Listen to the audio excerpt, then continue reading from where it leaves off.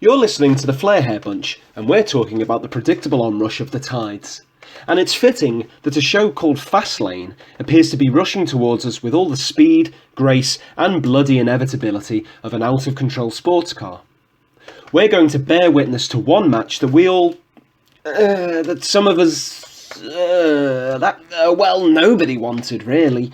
Kevin Owens versus Goldberg for the Universal title. The inevitability I mentioned just before stems from the fact that deep down we all know how this is going to pan out. To wit, Owens loses in less than 2 minutes and not only drops the title but erases the work he has put in during an 8-month reign immediately. That's on top of digging himself out of holes planted by the creative team, making him look like a coward who can't get the job done. After that, Goldberg then goes on to face Brock Lesnar at WrestleMania 33, and, well, it's anyone's guess from there, presumably. Brock wins, retires Goldberg, and then heads off into the sunset for another 28-month well-deserved hiatus. If anything, it smells of a scramble to justify Brock Goldberg 3 as the rumoured WrestleMania main event by throwing a belt into the mix.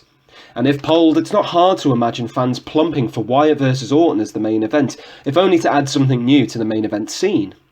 Instead, we're going to be given Goldberg, who until last November had not wrestled in 12 years, and a vision of him clattering Owens, one of the finer, more charismatic talents WWE have available, in less time than it takes to make a sandwich.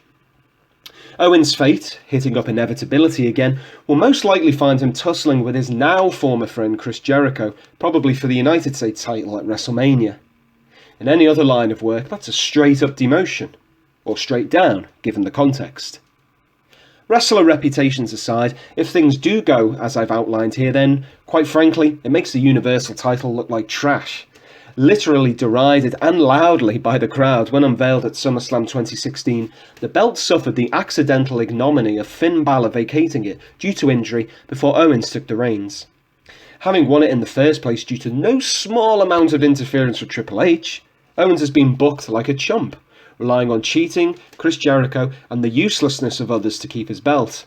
Thankfully, the performer in Owens has gifted us great bouts against the likes of Seth Rollins at Hell in a Cell and Roman Reigns at TLC.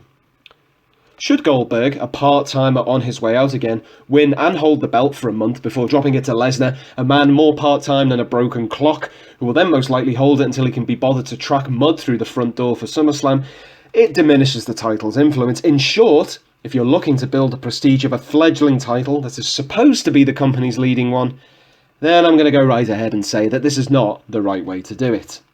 Alternatively, Brock could interfere in the Fastlane match and cause a DQ or Goldberg loss, but be honest, do you really think that's going to happen? You've been listening to the Flair Hair Bunch. Be sure to like, share and subscribe, and feel free to send money or indeed a Universal title shot.